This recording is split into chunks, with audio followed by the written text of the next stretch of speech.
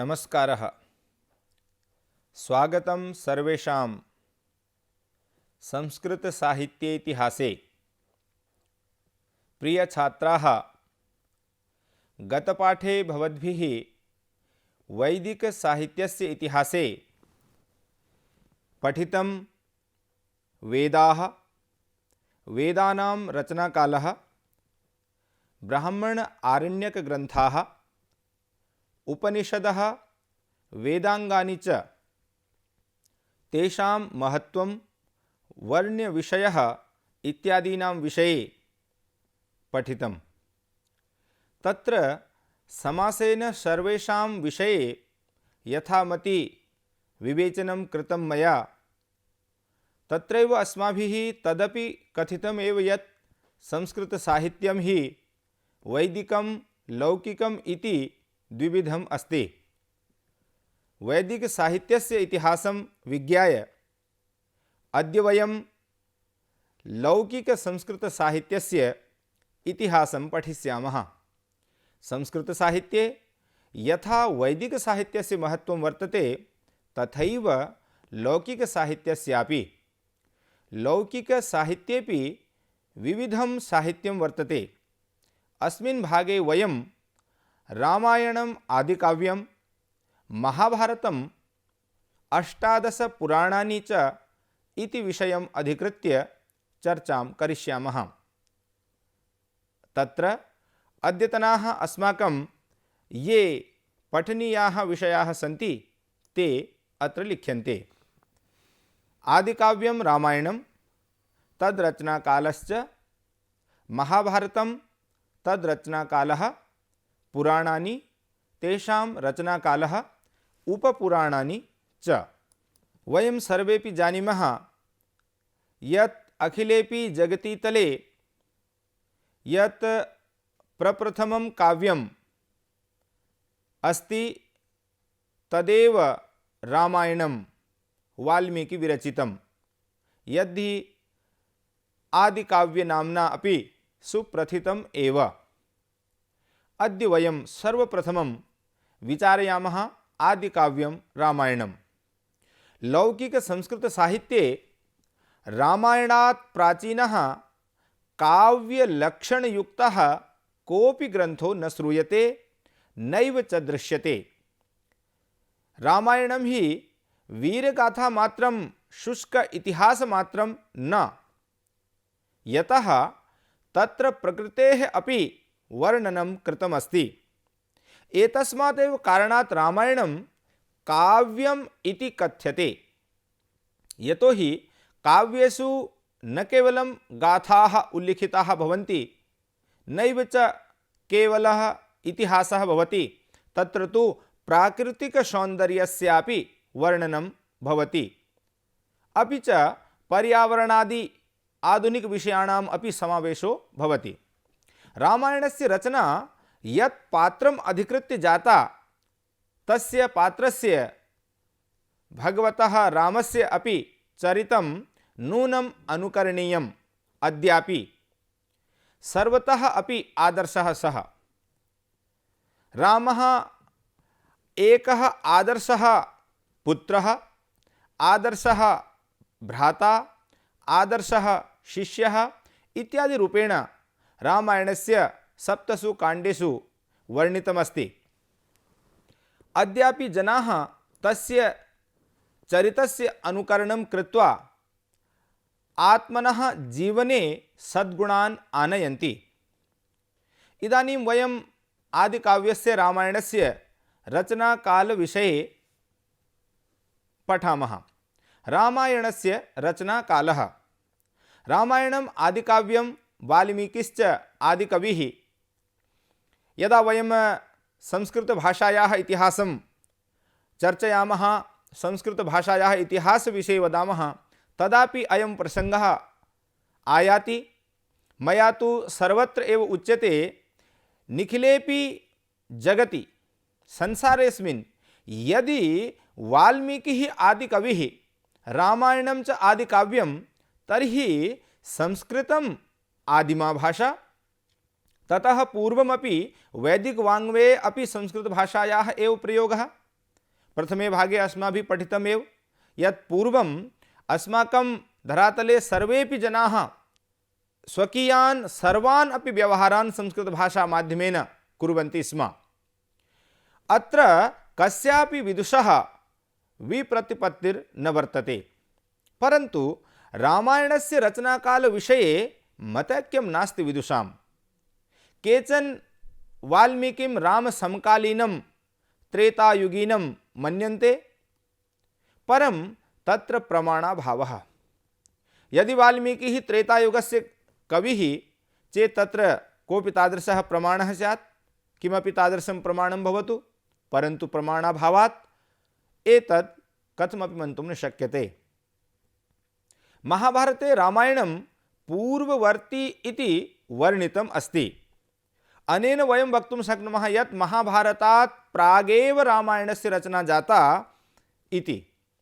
तत्र सः कथयति भगवान् वेदव्यासः, अपि चायं पुरा गीतः श्लोको वाल्मीकिना भुवि भुवि भूम्यां धरणीतले अयं वाल्मीकिना पुरा गीतः श्लोकः अस्ति इति एवं प्रकारेण तत्र उल्लेखः।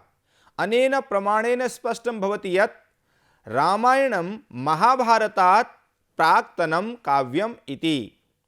महाभारतस्य कालः 5ं शताब्दपूर्वो मन्यते। तदनुसारं रामायणं ततः पूर्वं 6ठ शताब्दपूर्वस्य रचना इति स्पष्टम् एव भवति। तत्र अन्यानि अपि प्रमाणानि सन्ति। अत्र मया इतोपि प्रमाणद्वयं प्रदीयते। तेषु एकं प्रमाणं, रामायणे महाभारतस्य कस्यापि पात्रस्य नाम नोपलभ्यते, किन्तु महाभारते रामकथा वर्णिता, अतः रामायणम् एव प्राचीनम् इति स्वयमेव सिद्धम् अनेन प्रमाणेन। यत् काव्यं पूर्वं भवति तस्य एव काव्यस्य उद्धरणम् अन्य काव्यकर्ता कविः लेखकश्च दातुं शक्नोति। रामायणे कौशलराजधानी अयोध्या वर्णिता अस्ति, परं बौद्धैः यवनैः पतञ्जलिना च कौशलराजधानी साकेतः इत्युच्यते। अनेनापि स्पष्टम् एव भवति यत् रामायणं प्राचीनं।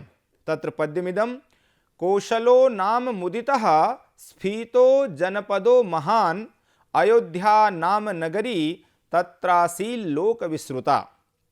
लोकविश्रुता प्रसिद्धा अयोध्या नाम नगरी तत्र आसीत् इति अस्य भावः।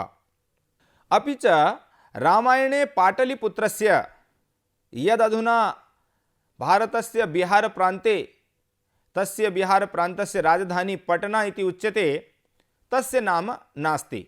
यतोहि तस्य स्थापना बिम्बसार पुत्रेण अजातशत्रुणा ईसा पूर्वं 400 शतके कृता अस्ति। अनेनापि स्पष्टं भवति यद् रामायणं ततः पूर्वम् एव रचितम्, अर्थात् ईसायाः पूर्वं 400 वर्षाणि। तदा बिम्बसारस्य पुत्रः अजातशत्रुः पाटलिपुत्रस्य स्थापनां करोति, ततः 200 वर्षाणि पूर्वम् एव रामायणं रचितम्। यदि ततः पूर्वं रामायणं रचितं चेत् तत्र पाटलिपुत्रस्य वर्णनं कथं कर्तुं शक्यम् इति। अनन्तरं याकोबी वर्यस्य मतस्य उल्लेखः अपि अत्र अनिवार्यः इति मन्ये। याकोबी वर्योपि बौद्धकालात् पूर्वमेव रामायणस्य रचनाकालं स्वीकरोति। यतोहि यदा वयं संस्कृतसाहित्यस्य इतिहासस्य चर्चां कुर्मः तदा याकोबी महोदयस्य, लोकमान्य महोदयस्य, लोकमान्यतिलकस्य च मतानाम् उल्लेखः अनिवार्यः भवति। उपर्युक्तैः सर्वैः अपि प्रमाणैः रामायणम् ईसायाः पूर्वं 6ठ शताब्द्यां रचितम् इति स्पष्टं भवति। ईसायाः पूर्वं 6ठ शताब्द्याम् अर्थात् 600 वर्षाणि पूर्वं तु तदा इदानीं 16+200 वर्षाणि, तु अत्र 16+200 अर्थात् 250 अधिकवर्षाणां पुरातनं काव्यमिदम् आदिकाव्यं रामायणम्। अन्यभिः नामभिः अपि ज्ञायते। तत्र चतुर्विंशतिसाहस्री संहिता इति पदेनापि अभिधीयते। यतोहि रामायणे 24,000 श्लोकाः सन्ति इति। एतस्मात् कारणात् अपि च 7 काण्डेषु विभक्तम् इदम् आदिकाव्यं।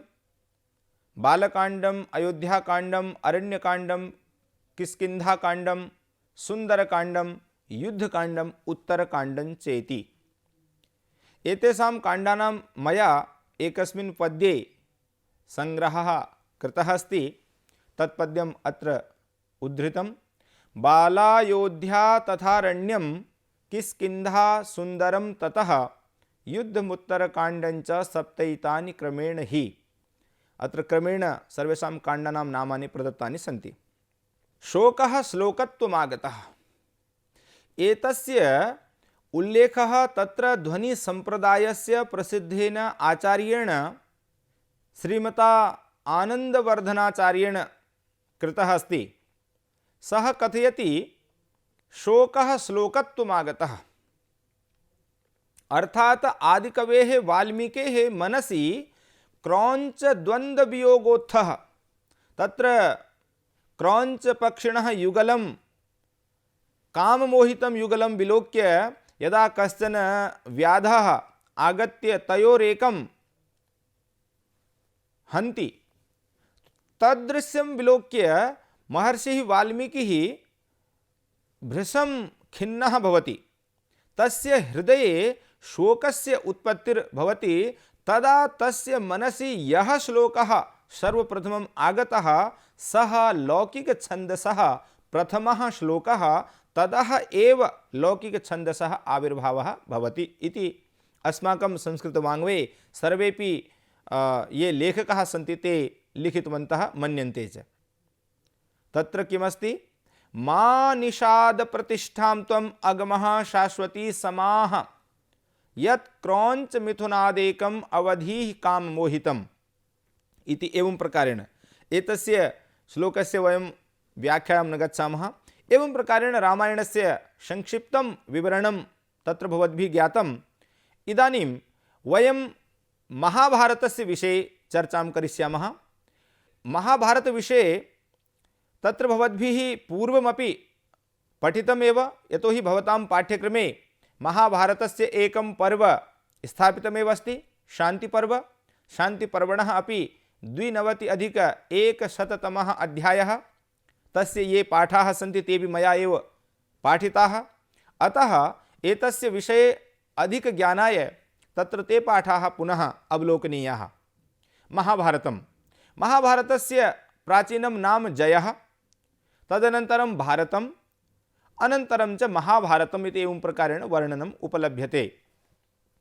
तत्र महाभारतस्य मङ्गलाचरणे अपि ततो जयमुदीरयेत् एवं प्रकारेण उल्लेखः आयाति। तस्य वर्णनं मया पूर्वं कृतमेव अस्ति। भारतं पञ्चमो वेदः। अस्माकं वैदिकसाहित्ये अस्माभिः येषां चतुर्णां वेदानां वर्णनं कृतं भवन्तः ज्ञातवन्तः। महाभारतम् अपि वेदतुल्यं तत्तुल्यम् अस्ति इति कारणतः अस्माकं ये आचार्याः सन्ति आसन् ते पञ्चमं वेद इति उक्तवन्तः। साम्प्रतिकाः केचन ये आचार्याः सन्ति, विद्वांसः, विचारकाः, शिक्षाशास्त्रिणः, मनीषिणः, ते महाभारतम् आचारशास्त्रं वदन्ति। नीतिशास्त्रं, धर्म अर्थ काम मोक्षाख्य चतुर्वर्ग साधनम् इत्यपि कथयन्ति केचन। किन्तु प्राचीनाः महाभारतस्य कृते इतिहासः, महाभारतम् अर्थात् भारतस्य इतिहासस्य प्रमुखः ग्रन्थः इति वदन्ति स्म। अनन्तरं केचन पुराणं मन्यन्ते। अपि च इतरे केचन विद्वांसः आख्यानकम् इति महाभारतस्य कृते वदन्ति स्म। वैष्णवसिद्धान्तप्रतिपादकोऽयं ग्रन्थः महाभारतनाम्ना निखिलेपि विश्वस्मिन् विश्वे प्रसिद्धः अस्ति। अतः केचित् वैष्णवस्मृतिः इत्यपि वदन्ति महाभारतम्। एवं प्रकारेण महाभारतविषये अस्माभिः इदानीं ज्ञातं। महाभारते 18 पर्वाणि सन्ति। तेषु आदिपर्व, सभापर्व, वन पर्व, विराट पर्व, उद्योग पर्व, भीष्म पर्व, द्रोण पर्व, कर्ण पर्व, शल्य पर्व, सौप्तिक, स्त्री शांति पर्व, अनुशासन पर्व, अश्वमेध पर्व, आश्रमवासी पर्व, मौसल पर्व, महाप्रस्थानिक पर्व, स्वर्गारोहण पर्वादीनि 18 पर्वाणि। तत्र भीष्मपर्वणः विषये वयं सर्वेपि जानीमः एव। भीष्मपर्वणः एव कश्चन विशिष्टः भागः गीता, श्रीमद्भगवद्गीता या अस्माकं पूज्य भगवता विष्णुना उद्गीता, समाख्याता, व्याख्याता च। तस्याः विषये विश्वस्मिन् सर्वेपि जनाः विजानन्ति, किन्तु भीष्मपर्वणः भागः गीता अस्ति इति केचन एव जानन्ति। अतः तत्र भवद्भिः एतस्यापि प्रचारो विधेयः यद् गीता किमपि विशिष्टं पुस्तकं नास्ति, पृथक् पुस्तकं नास्ति, प्रत्युत महाभारतस्य भीष्मपर्वणः एव कश्चन भागः अस्ति इति। तत्र यदा यदा यदा हि धर्मस्य ग्लानिर्भवति भारत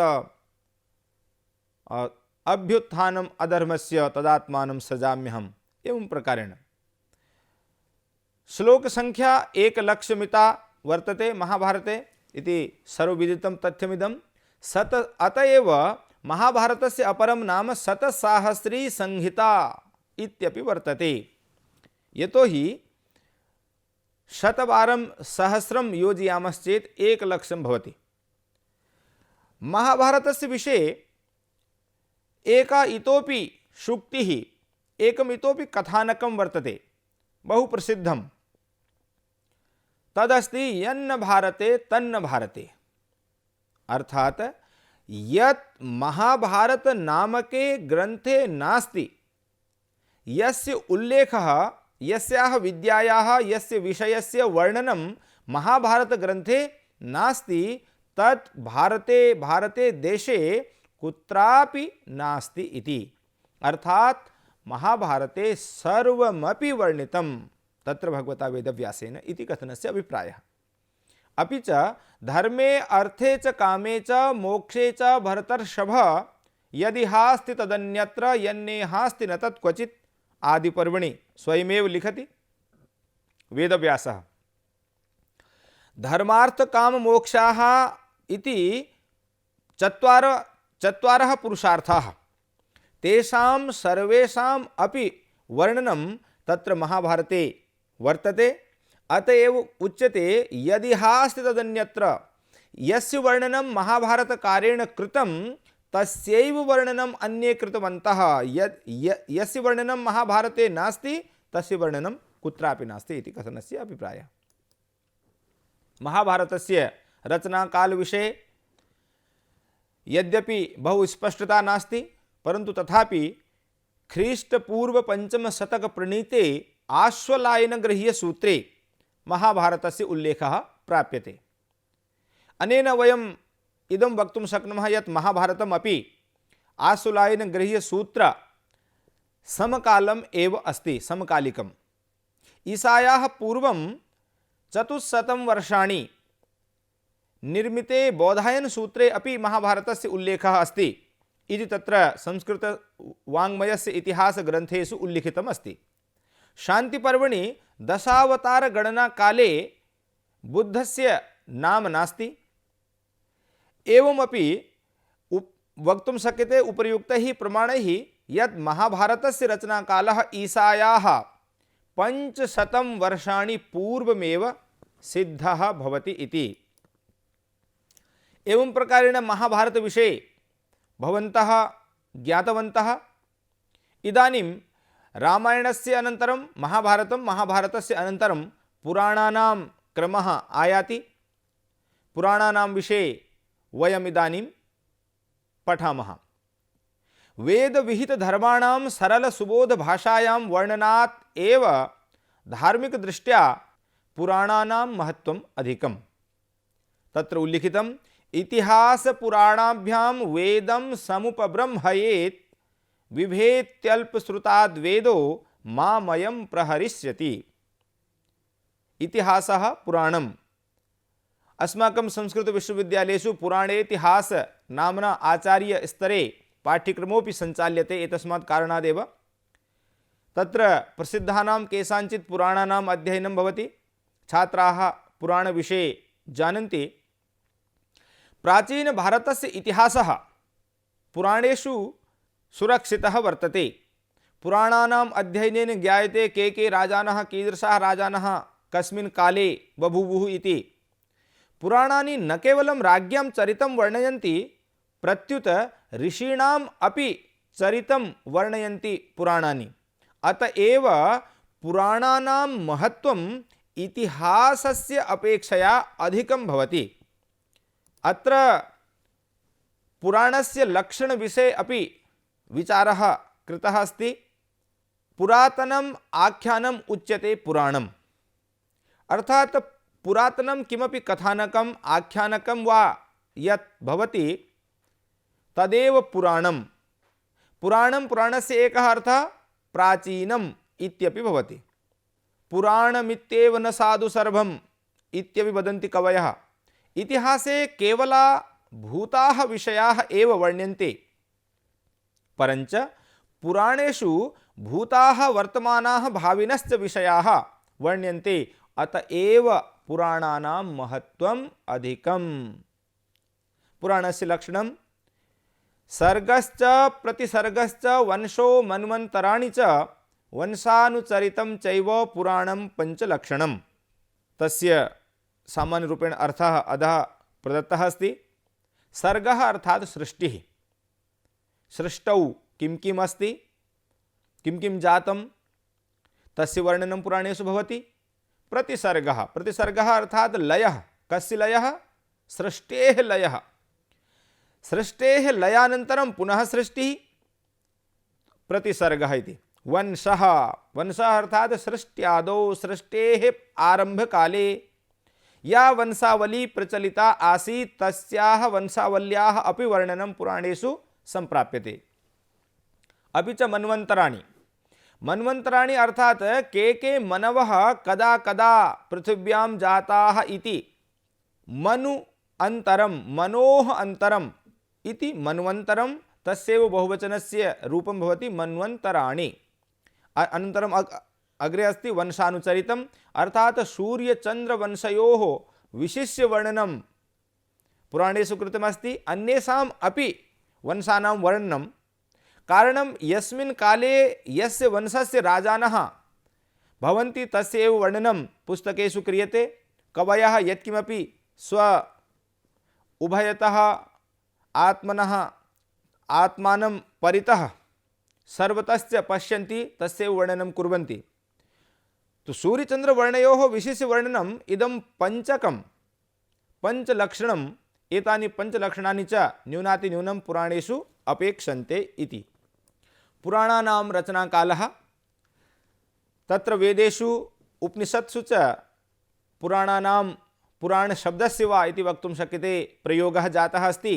सर्वप्रथमम् अथर्ववेदे पुराणशब्दस्य प्रयोगो दृश्यते। ऋचः सामानि छन्दांसि पुराणं यजुषा सह इति अथर्ववेदे।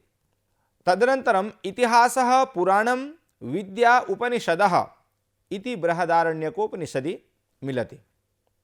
एवमेव महाभारते अपि केषाञ्चन उपाख्यानानां वर्णनं समुपलभ्यते। महाभारते पुराणस्य उपाख्यानानां वर्णनम्। अत्र पुराणेषु कलियुगस्य राज्ञां वर्णनं दृश्यते। यथा विष्णुपुराणे मौर्य साम्राज्यस्य वर्णनं प्रथमायाति। मत्स्यपुराणे च आन्ध्रनृपतयः स्मृताः सन्ति। अपि तु वायुपुराणे च गुप्तवंशस्य राज्ञां वर्णनं दृग्गोचरी भवति। वायुपुराणे, मत्स्यपुराणे एवं प्रकारेण अग्निपुराणेपि भिन्न भिन्न तत्र राज्ञां वर्णनं सम्प्राप्यते। तदानीन्तन पर्यावरण संरक्षण चिंता अपि आचार्याणां ऋषीणाम् उद्धृता अस्ति पुराणेषु। यथा अधुना वृक्षारोपणस्य बहु प्रचारः क्रियते, तो तदर्थं पुराणानाम् अपि एकं विश्वविश्रुतं पद्यं प्रासंगिकम् इत्यहं मन्ये। यथा दशकूप समावापि दशवापी समो हृदः दश हृद समः पुत्रः दश पुत्र समो द्रुमः। एवं प्रकारेण वृक्षाणां महत्त्वं पुराणेषु वर्णितमस्ति। गुप्तवंशस्य एव राजा हर्षः, यस्य कालः षड्शतवर्षात् 47+800 ईस्वीयवर्षमस्ति, तस्य अपि तत्र वर्णनं प्राप्यते एव, यथा मया पूर्वम् उक्तम्। एवं वाणभट्टेनापि कादम्बर्यां वायुपुराणस्य निर्देशः कृतः अस्ति। निष्कर्षतः वयं पुराणानां रचनाकालविषये वक्तुं शक्नुमः यत् पुराणानां रचना 5वीं शताब्दीतः 7वीं शताब्द्योर्मध्ये जाता अस्ति इति। अत्र किमपि प्रमाणं नास्ति यत् 5वीं शताब्दीतः 7वीं शताब्द्योर्मध्ये सर्वेषां पुराणानां तत्र क्रमशः कस्य कस्य पुराणस्य कदा कदा रचना जाता। अत्र यतोहि 4 एव भागेषु समग्रस्यापि संस्कृतसाहित्येतिहासस्य पाठः करणीयः इति कृत्वा साररूपेण एव मया अत्र वर्णनं क्रियते छात्राणां सौकर्याय। तु अतः विस्तृतज्ञानाय अस्माभिः अन्यानि पुस्तकानि अपि पठनीयानि। पुराणानां संख्या यद्यपि सर्वसिद्धा एव अस्ति, सर्वे जानन्ति एव 18 पुराणानि। यथा उक्तम् 18 पुराणेषु व्यासस्य वचनद्वयं परोपकारः पुण्याय पापाय परपीडनं। निर्विवादं खलु पुराणानाम् 18त्वं, तत्र न कोऽपि विवादः। तेषां नामानि स्मर्तुम् इदम् अधोलिखितं पद्यं बहु उपकारकम् इत्यहं मन्ये। अत एव मया इदं पद्यम् अत्र उद्धृतम् अस्ति। म-द्वयं भ-द्वयं चैव ब्र-त्रयं व-चतुष्टयम् अनापलिङ्गकूस्कानि पुराणानि प्रचक्षते। एवं प्रकारेण एतस्य श्लोकस्य रटनेन 18 पुराणानां नामानि सरलतया सहजतया अनायासेन एव स्मर्यन्ते।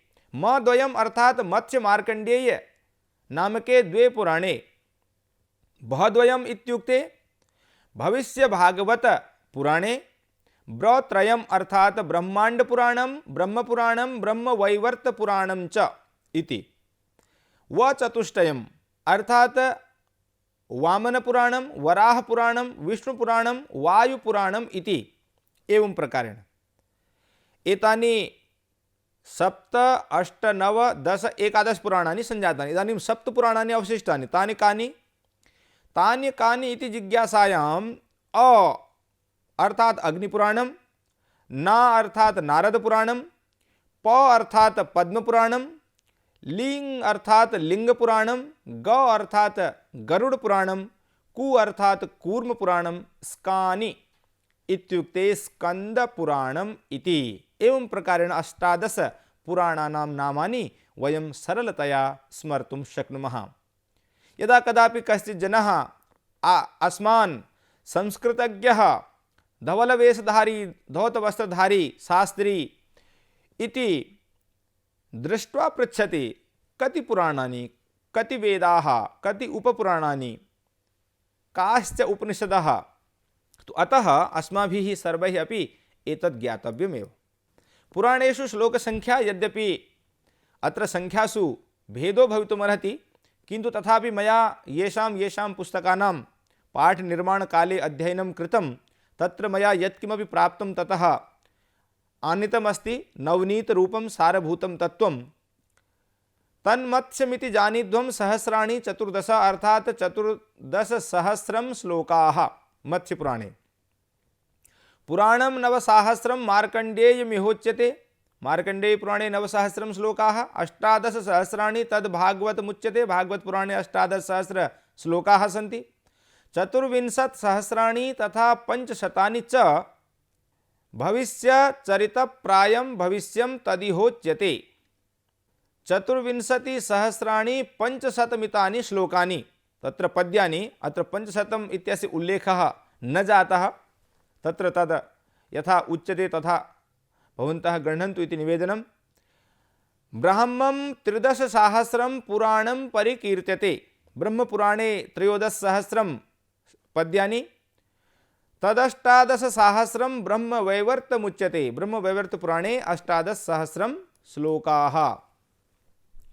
एवं तच्च 12,000 ब्रह्मांडम द्विशताधिकम 12,000 श्लोकाः ब्रह्मांड पुराणे, वामन पुराणे 10,000 श्लोकाः, 24,000 तद् वराहमिहोच्यते, वराह पुराणे 24,000 श्लोकाः, आग्नेयं च तत् 16,000 16,000 संख्याकाः श्लोकाः, आग्नेय पुराणे 24,000 वायवीयं निगद्यते, वायवीय वायुपुराणे 24,000 संख्याकाः श्लोकाः सन्ति इति, 23,000 वैष्णवं विष्णुपुराणे 23,000 संख्याकाः श्लोकाः, एवं 25,000 नारद पुराणे 25,000 मिताः श्लोकाः, पद्मपुराणे 55,000 श्लोकाः, 11,000 श्लोकाः लिंगपुराणे, अपि च 18,000 पद्यानि गरुणपुराणे, 18,000 एव पुनः कूर्मपुराणे, अपि च अन्तिमे स्कंदपुराणे तु अत्र 1,000,000 अर्थात 81,100 श्लोकाः। स्कंदम नाम पुराणञ्च हेकाशीतिर्निगद्यते सहस्राणि शतञ्चैकं बहुखंड समन्वितम्। स्कंद पुराणस्य तत्र केदारखण्डः, मानसखण्डः, नेपालखण्डः, पाञ्चालखण्डः एवं प्रकारेण विभिन्न खण्डाः सन्ति, तत्र काशीखण्डः एवं प्रकारेण एतेषां पुराणानाम् अत्र वर्णनं जातम्। आहत्य मया योजनं कृतमस्ति तत्र पुराणेषु कति पद्यानि कति श्लोकाः सन्ति, तर्हि आहत्य 8,13,000 श्लोकाः भवन्ति, अर्थात 4,13,000 इति पद्यानि। संख्यायाम् अस्यां भेदो भवितुमर्हति, यथा मया पूर्वमेव उक्तमासीत् तत्र, किन्तु सामान्यतः इयं संख्या बहुषु पुस्तकेषु दृश्यते। प्रायेण सर्वेषु पुराणेषु अनुष्टुप्वृत्तस्य श्लोकाः दृश्यन्ते, परन्तु क्वचित् अन्येषाम् अपि छन्दसां प्रयोगः कृतः अस्ति तत्र वेदव्यासेन। एवं प्रकारेण उपपुराणानि, उपर्युक्त 18 पुराणानि अतिरिच्य 18 एव उपपुराणानि अपि सन्ति। तेषां नामानि तत्र भवन्तः पश्यन्ति। सनत्कुमार, नारसिंह, स्कांद, शिवधर्म, आश्चर्य, नारदीय, कापिल, वामन, औशनस, ब्रह्मांड, वरुण, कालिका, माहेश्वर, सांब, सौर, पाराशर, मारीच, भार्गवेति। अत्र नामभेदोपि भवितुं शक्यते। तत्र अवधेयम् इदं यद् देवी भागवते तु स्कंद, वामन, ब्रह्मांड, मारीच, भार्गवेति पुराण पंचकस्य स्थाने शिव, वामन, आदित्य, भागवत, वासिष्ठ इति नाम पंचकं वर्णितम् अस्ति। एतदनुसारं श्रीमद्भागवतम् उपपुराणम् इति स्पष्टं भवति।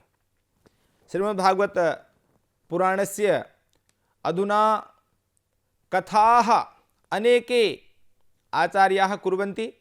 तत्र केचन तु समीचीनतया श्रीमद्भागवत पुराणस्य अध्ययनं विधाय कथां कुर्वन्ति, किन्तु अन्ये केचन तादृशाः अपि भवन्ति ये तत्र श्रीमद्भागवतस्य सम्यक् अध्ययनं विना एव कथां कर्तुं यतन्ते। यतोहि श्रीमद्भागवतं तु बहु विशालं कठिनं च शास्त्रं। तस्य विषये उल्लिखितमस्ति विद्यावतां भागवते परीक्षा, अतः विद्वद्भिः इदमपि अवधेयमेव। इत्थम् उपर्युक्तवर्णनेन इदं लौकिकसंस्कृतसाहित्यस्य रत्नभूतानां पुराणानां, रामायणस्य, पंचमवेदस्य, महाभारतस्य च विषये भवन्तः ज्ञातवन्तः। अनेन ज्ञानेन नूनम् एव तत्र भवतां या जिज्ञासा सा शान्ता स्यात्। पुराणानां विषये, रामायणस्य च विषये, महाभारतस्य च विषये तत्र किं किम् अस्ति इति सामान्येन भवन्तः विज्ञाय नूनम् एव उपकृताः भवेयुः इति मे दृढीयान् विश्वासः। अस्मिन् भागे एतावदेव उक्त्वा अहं स्वकीयां वाचं विरमयामि। अग्रिमे अन्तिमे च भागे वयं महाकाव्यानां खण्डकाव्यादीनां च इतिहासं ज्ञास्यामः। भवेत् तावत् शुभं मङ्गलम्।